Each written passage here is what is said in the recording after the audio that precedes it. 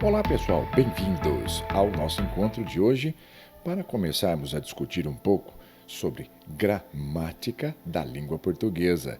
E para isso, em nossa aula de hoje, você vai aprender, ou melhor, você vai revisar alguns tópicos muito importantes para você poder usar corretamente a sua estrutura gramatical, a sua montagem da oração, e nós vamos falar um pouquinho sobre prosódia, as marcas prosódicas, o uso da vírgula em alguns termos, e também vamos revisar e começarmos uma maratona aqui, porque na sequência nós vamos te dar outras informações a respeito desta aula de hoje, que é a temática do sujeito e da função sintática das palavras. Para começarmos, você vai ler comigo a seguinte proposta. Você sabe o que é uma marca prosódica? Prosódia, entre outros sentidos, pode ser entendida como conjunto de características sonoras. Isso mesmo, é o som das palavras. A prosódia é como nós, às vezes, falamos as palavras, não é? E essas palavras acompanham a produção de um enunciado, tais como se colocarmos pausas, a maior ou menor duração de uma sílaba quando falamos, entoamos a sílaba, o abaixamento da voz ou a elevação da voz. Sobretudo, as pausas em gerais marcadas na escrita pela vírgula, por sinais de pontuação, são um importante marcador das correlações entre as palavras do enunciado. Sobre isso, agora eu coloquei para você ver um modelo na prática. Por exemplo, olha a palavra velha 2 vezes aqui na tela comigo e vamos ler juntos esses 2 exemplos para você ver como funciona a proposta da marca prosódica. Por exemplo, não era da sua conta aquela mesma desculpa velha. E se eu ler usando uma pausa, eu separo velha da outra parte da oração. Vamos ver? Não era da sua conta aquela mesma desculpa velha. Agora você vai pensar comigo o seguinte: isso é uma maneira de usarmos a marca prosódica dentro da estrutura da oração. E aqui eu coloquei algumas questões para podermos raciocinar juntos. Vamos ler?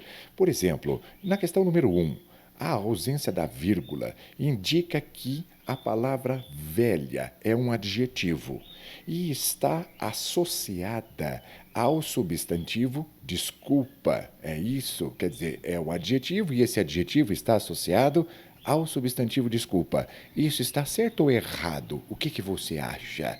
Isso está certíssimo, não é verdade? Porque desculpa velha, está ligado, você não colocou nenhuma vírgula para separarmos, não foi? Só que agora uma outra proposta, a proposta de número 2. A vírgula indica pausa na fala, sinal de que velha não é um adjetivo associado à palavra desculpa. Nós desconectamos, mas ele é um substantivo usado para designar o interlocutor, chamar o interlocutor.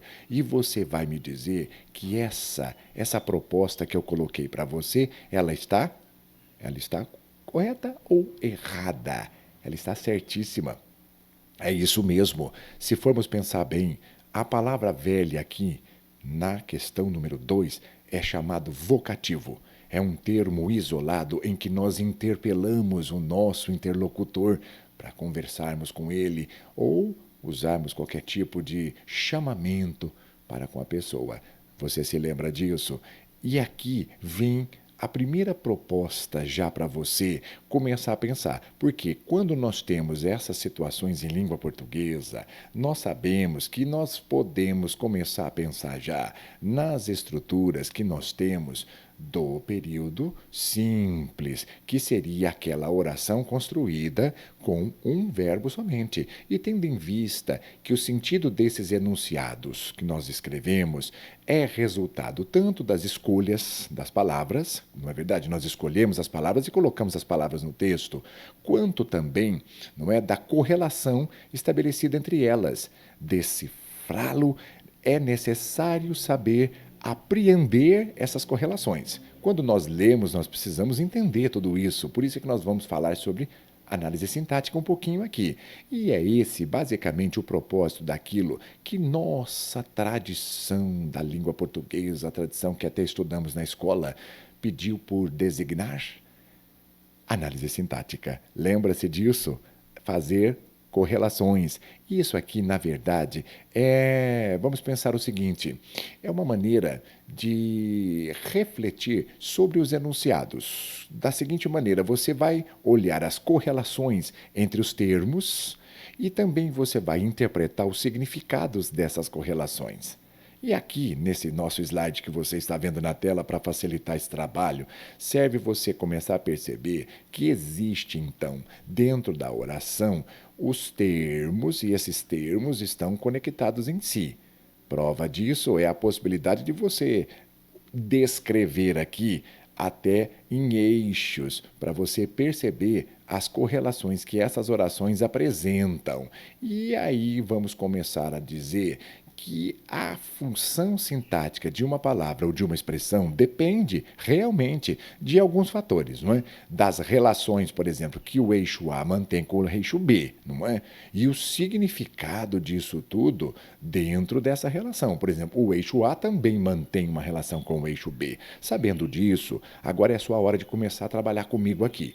Dentro da tela, eu deixei algumas lacunas aqui no texto para você lembrar o nome desses eixos A e eixo B. Você se lembra? Vamos completar a lacuna. A primeira relação que se detecta dentro de uma oração, a base da nossa língua portuguesa, é essa aqui. É a do eixo A com o eixo B. Qual é o nome do eixo A? Qual é o nome do eixo B?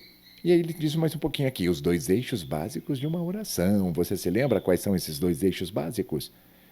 E aqui ele diz, trata-se de dois termos interdependentes, como se vê pelo exemplo acima. Um depende do outro, exatamente, eles estão interligados. E você se lembra do nome? Vamos lá? Agora é sua hora de pensar um pouquinho. O eixo A se chama e o eixo B, hein? Qual seria o nome? Vamos completar comigo agora? Vamos sim. E aqui a resposta é, com certeza, trata-se do eixo A, que é o sujeito, e o eixo B, que seria o predicado dessa oração. Você deve se lembrar disso aí. São os eixos básicos, não é? Das montagens das nossas orações em língua portuguesa. E sabendo disso, vamos falar um pouquinho sobre essa teoria para você lembrar? Sujeito é o suporte sobre o qual recai uma afirmação feita pelo predicado.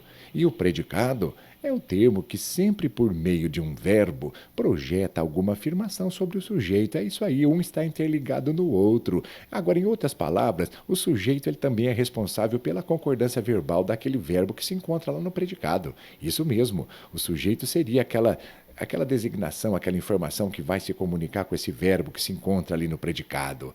E é isso que nós vamos trabalhar um pouquinho aqui. Se você olhar comigo na tela, complete agora uma fala que é necessária para que você consiga entender bem. Vamos lá? A palavra essencial do predicado, qual que é a palavra essencial do predicado? Você sabe.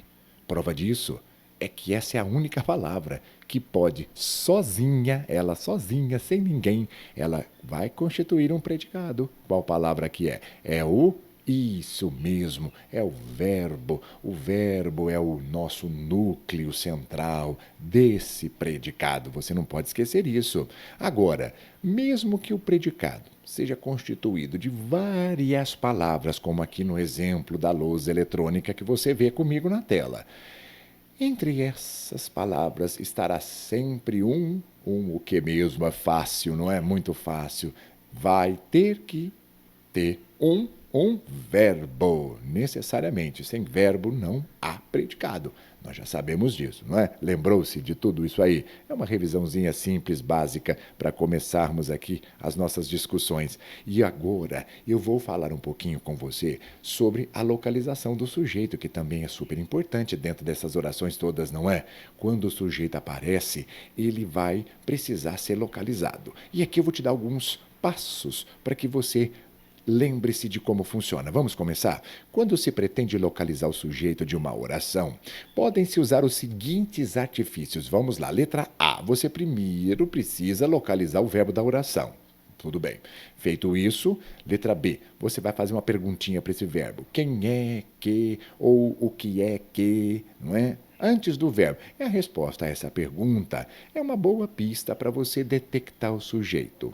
Outra, letra C. A posição usual do sujeito é antes do verbo. Mesmo que venha depois do verbo, ele pode ser colocado antes, sem que a frase fique esquisita. Lembre-se disso, o sujeito vem sempre antes, na maioria das vezes, não é que vai vir sempre, não é? Agora, letra D. Em português, o verbo concorda com o sujeito. Isso aqui é a base para você achar o sujeito, é a concordância, é em pessoa e número, e não é possível, pois um sujeito no plural e o verbo no singular, isso não existe. Se o sujeito está no singular, o predicado também precisa acompanhar, que seria o verbo que conjuga, não é? E a letra E, pessoal, se o sujeito for um substantivo, ele pode ser trocado. Isso é o mais fácil. Quando você precisar substituir tudo, troque pelo ele e ela.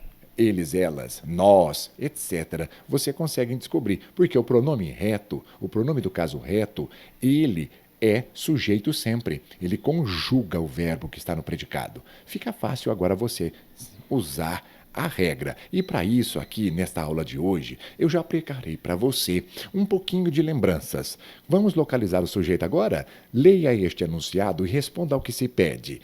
Aqui nós temos os trechinhos do hino nacional. Ouviram do Ipiranga as margens plácidas, de um povo heróico, o brado retumbante. Sabemos que este texto está em hipérbato. Que seria isso? As palavras estão todas deslocadas fora da ordem por questão de rima e métrica. Nós estamos lendo, então, um texto clássico, um texto muito bem elaborado e a sua sintaxe está perfeita, mas eu preciso descobrir o sujeito. Como é que eu vou fazer? Vamos lá. Primeiro, vamos seguir o passo a passo que eu te dei para você se lembrar. Primeira coisa, o verbo é ouviram. Já achei o verbo. Agora você pergunta para o verbo, quem é que ouviu?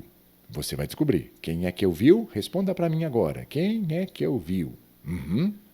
Fez isso? Agora você vai fazer também, passando o presumível sujeito, que ainda você não tem muita certeza, para antes do verbo. O que é que nós teríamos? Vamos ver? Você já deve ter feito isso, não foi? Se não, você vai parar o vídeo agora um pouquinho para que você pense, porque agora nós já vamos falar aqui as respostas. Vamos lá? E é o seguinte, pessoal, isso mesmo, quem é que ouviu? As margens plácidas do Ipiranga. Esse pode ser o sujeito, hein?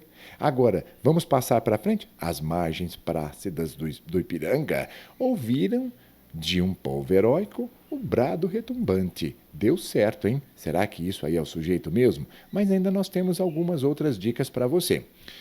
O verbo está no plural, concorda comigo? Ouviram. Está concordando com o presumível sujeito. E lá neste sujeito, nós temos um núcleo. E o núcleo é a palavra mais importante, na maioria das vezes, vai ser um substantivo, pode ser um numeral, pode ser um pronome. Aqui, no caso, é um substantivo, não é? E qual que é o substantivo que se encontra ali no sujeito, no presumível sujeito, para ser o núcleo? Você se lembra? Isso mesmo, margens. E na letra E, foi o que nós te falamos em última instância. Se trocarmos tudo, as margens plácidas do Ipiranga, por elas ouviram, nós conseguimos achar o nosso sujeito perfeitamente. Deve ter sido fácil para você lembrar essas dicas para podermos fazer aqui o bom uso da língua portuguesa, porque todas as nossas orações, elas são construídas com esses dois eixos, na maioria das vezes, porque nós sempre temos o sujeito e vamos ter um predicado. Caso contrário, às vezes nós só teremos o predicado, não tem problema. Mas, se isso acontecer, lembre-se que no predicado você precisa de ter o verbo. E aqui, mesmo as palavras estando fora da ordem, você precisa tomar muito cuidado, porque muitas pessoas não sabem ler muito bem, porque eles ouviram, a pessoa às vezes diz, eu não sei nem quem ouviu. Aqui nós sabemos quem ouviu, você agora aprendeu, são as margens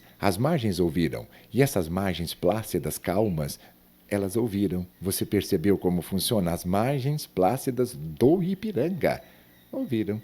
Eu espero que até aqui, até neste momento, você tenha se lembrado sobre tudo isso. Porque nossa próxima aula nós já vamos falar um pouco mais a respeito de sujeito para podermos passar um pouquinho para frente e continuarmos essa maratona de revisão para você poder usar corretamente a sua língua portuguesa. Espero que você tenha gostado do vídeo e ele vai ficando por aqui. Em nosso próximo encontro, vamos continuar com esse assunto e vamos fazer muito mais exercício, muito mais, para você ficar bom na língua portuguesa. Um grande abraço a todos e eu te encontro em nossa próxima aula, pessoal. Até mais!